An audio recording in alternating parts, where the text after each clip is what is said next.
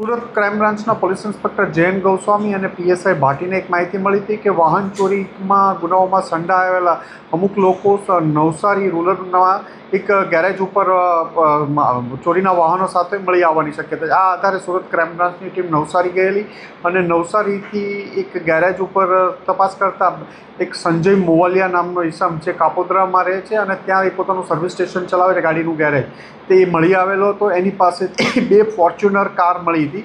આ બંને ફોર્ચ્યુનર કારમાં એકમાં નંબર ચેકવાળો હતો અને બીજામાં નંબર પ્લેટ લગાડેલી હતો પણ ખોટી નંબર પ્લેટ હતી.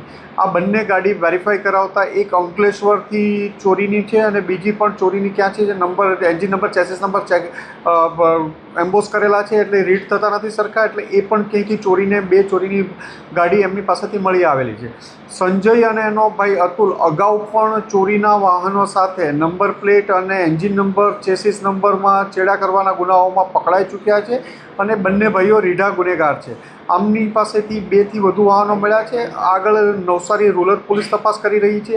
40 લાખથી વધુનો મુદ્દામાલ આમની બંને ભાઈઓ પાસેથી રિકવર કરવામાં આવ્યો છે.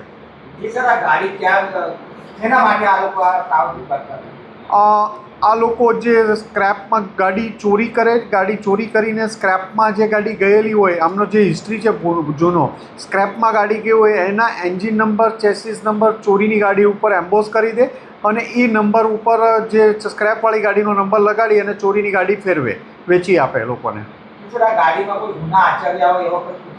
એક અંકલેશ્વરમાં હમણાં જ દાખલ થયેલો છે 4 દિવસ પહેલાં ગુનો, અને બીજી ગાડીનું વેરીફાઈ કરીએ છીએ ક્યાંથી ચોરી કરવામાં આવી છે અને બીજી હજી એમની પાસે અન્ય વ્હીકલો છે કે કેમ એ બાબતે પણ ખરાઈ કરવામાં આવી.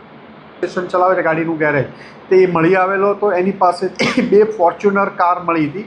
આ બંને ફોર્ચ્યુનર કારમાં એકમાં નંબર ચેકવાળો હતો અને બીજામાં નંબર પ્લેટ લગાડેલી હતો પણ ખોટી નંબર પ્લેટ હતી.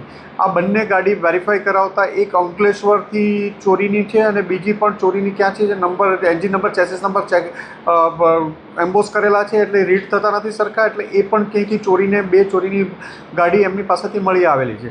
સંજય અને એનો ભાઈ અતુલ અગાઉ પણ ચોરીના વાહનો સાથે નંબર પ્લેટ અને એન્જિન નંબર ચેસિસ નંબરમાં ચેડા કરવાના ગુનાઓમાં પકડાઈ ચૂક્યા છે અને બંને ભાઈઓ રીઢા ગુનેગાર છે. આમની પાસેથી 2થી વધુ વાહનો મળ્યા છે. આગળ નવસારી રૂરલ પોલીસ તપાસ કરી રહી છે. 40 લાખથી વધુનો મુદ્દામાલ આમની બંને ભાઈઓ પાસેથી રિકવર કરવામાં આવ્યો છે.